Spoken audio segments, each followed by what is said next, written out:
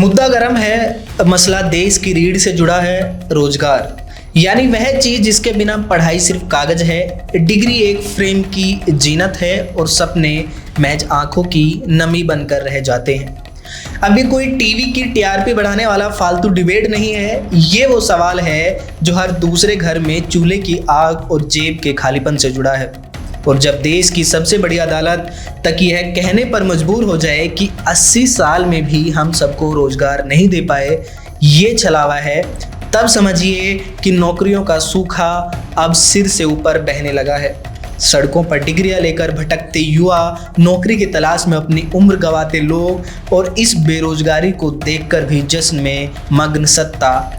यह रिपोर्ट उसी खौफनाक सच की एक कड़वी कहानी है। आंकड़े बोलते हैं, सरकारें टालती है और युवा आत्महत्या तक पहुंच जाता है। स्टार्टअप का झुंझुना भी अब बजता कम, चुभता ज्यादा है। तो आइए तथ्यों की रोशनी में बेरोजगारी की इस परत दर परत सच्चाई को उसी अंदाज में खोलते हैं जैसा होना चाहिए।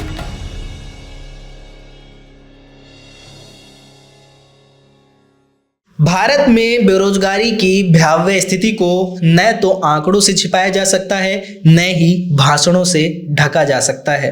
और अब तो देश की सबसे बड़ी अदालत भी इससे आहत होकर बोल पड़ी है।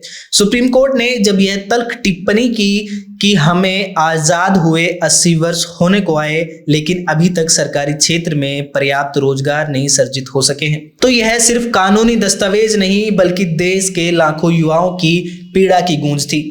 योग्य उम्मीदवारों की कोई कमी नहीं है, लेकिन नौकरियों का टोटा ऐसा कि प्रतिभा भी एक बोझ बनकर रह गई है। और जिसे कभी स्टार्टअप की क्रांति बताकर युवाओं के सपनों को नई उड़ान दी गई थी, अब उन्हीं स्टार्टअप्स की पोल वाणिज्य मंत्री पीयूष गोयल ने खुद खोल दी। कहा कि ये स्टार्टअप्स असल में स्टार्टअप्स हैं ही नहीं, बस नए बिजनेस हैं। और जब चीन के स्टार्टअप्स की मिसाल देकर उन्होंने भारतीय इंडस्ट्री को ललकारा, तो साफ हो गया कि आत्मनिर्भरता का नारा अब नारेबाजी भर रह गया है। इधर CMIE की रिपोर्ट ने रोजगार के मैदान की असल तस्वीर सामने रखी है। मार्च 2025 में श्रम बाजार सिकुड़ा, 42 लाख नौकरियों पर तलवार लटक रही है।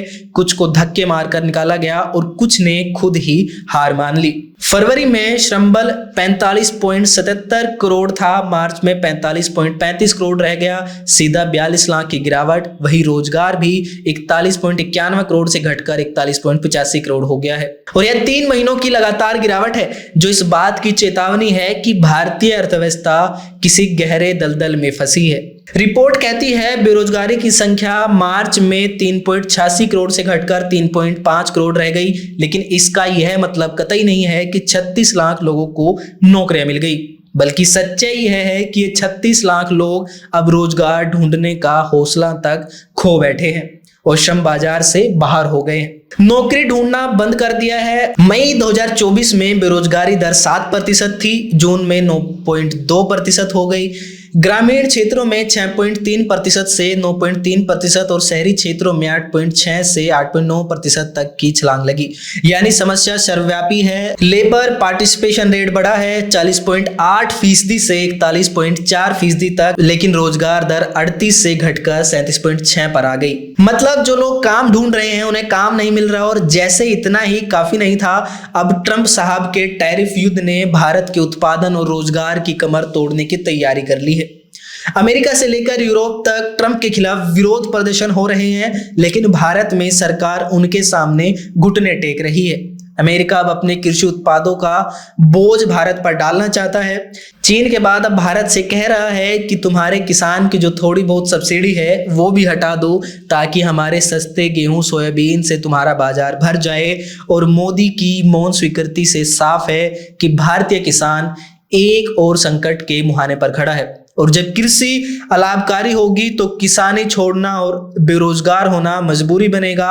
हालत यह है कि IIT जैसे संस्थानों से पढ़े नौजवान भी या तो बेरोजगार हैं या फिर नामात्र वेतन पर जी रहे हैं। और जो वैश्विक व्यवस्था टैरिफ वॉर और AI जैसी नई टेक्नोलॉजी के इर्द गिर्द बुनी जा रही है, वह भारत जैसे देश के लिए और भी कड़वी सच्चाई लेकर आने वाली है।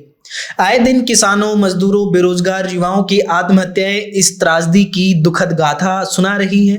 अब वक्त आ गया है कि रोजगार को लेकर छात्र, युवा संगठन, सिविल सोसाइटी और विपक्ष नीतिगत स्तर पर सरकार को कटघरे में खड़ा करे, क्योंकि मौन अब अपराध है और आंखें मूंद लेना राष्ट्रीय विनाश के दस्तावेज पर दस्तखत करना है। आप इस खबर को हमारी वेबसाइट पर पढ़ सकते हैं, जिसका लिंक डिस्क्रिप्शन बॉक्स में दिया गया है। और ऐसे ही खबरों को देखते रहिए जनचौक पर। नमस्कार।